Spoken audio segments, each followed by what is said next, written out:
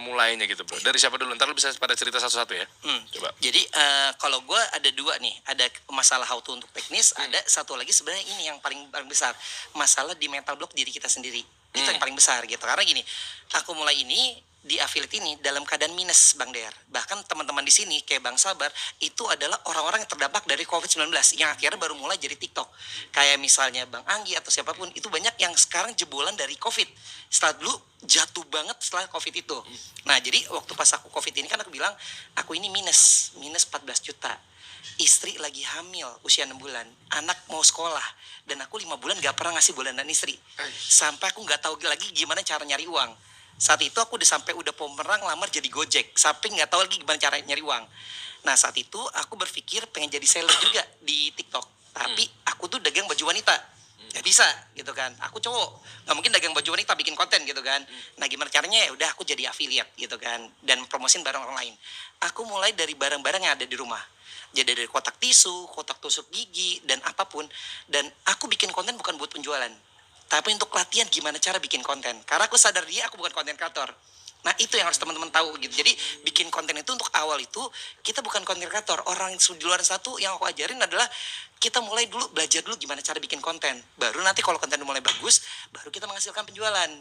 Makanya waktu pasnya aku 1 bulan pertama itu komisi aku cuma 200.000. Komisi yang mau masuk 1 bulan pertama affiliate. Jadi ini bilang enak ya, ini yang gak enaknya. 200.000 1 bulan. Ternyata di bulan kedua aku mendapatkan komisi 13,6 juta, langsung 2 digit. Dahsyat. Nah itu yang aku bilang, ya Allah ini luar biasa banget gitu. Dan di bulan ketiga komisi aku langsung naik lagi 26 juta. Yang aku berpikir lu gimana cara uang segini banyak, tapi ternyata di affiliate itu bisa segini cepat gitu perubahannya. Nah, salah satunya adalah ini saran dari mentor aku, orangnya nggak ada di sini, namanya Om Ken. Aku nggak kenal dia dan dia nggak kenal aku, tapi sekarang kita teman dekat. Dia bilang kayak gini, seandainya nih kita udah nganggur, udah 4 bulan ngelamar sana sini nggak ada yang mau terima lamaran kalian. Terus tiba-tiba aku buka lowongan kerjaan Bang Der, gajinya 30 juta. Nah, terus kalian mau nggak kerja sama aku? Syaratnya adalah live 2 jam atau bikin konten. Kita tolak itu kerjaan dengan alasan gue nggak pede, gue nggak bisa, dan gue nggak ngerti ilmunya. Atau kita terima itu kerjaan walaupun nggak ngerti, walaupun nggak bisa, pelajari ilmunya. Keren. Nah, ngerti gue. Nah itu aku ngerasa kayak digampar mungkin. Saat itu gue butuh uang dan nggak tahu gimana caranya. Ya udah gue belajar otodidak. Dan sekarang teman-teman mungkin belajar otodidak itu udah minim, karena sekarang teman-teman yang jadi affiliate udah banyak bikin storybook, udah banyak teman-teman yang ngajarin juga. Dulu aku 2022 nggak ada. Udah gampang sekarang belajar ya. Nah iya gitu. Nah ya udah akhirnya aku mulai terjadi perubahan itu di bulan kedua dan bulan ketiga gitu. Dan aku bikin konten itu rules bagiannya adalah bagaimana hook menarik di 3 detik pertama. Terus produk kita mengangkat solusi dari permasalahan orang lain, lalu call to action. Sesimpel itu aja. Oke, runut ya. Nanti masing-masing lu pada ini nih, pada cerita lah tentang gaya-gaya kalian. Berarti hook yang dimaksud dengan mata pancing atau ngekail biar dia nggak kabur ketika nge-swiping gitu kan. Set gue berhenti.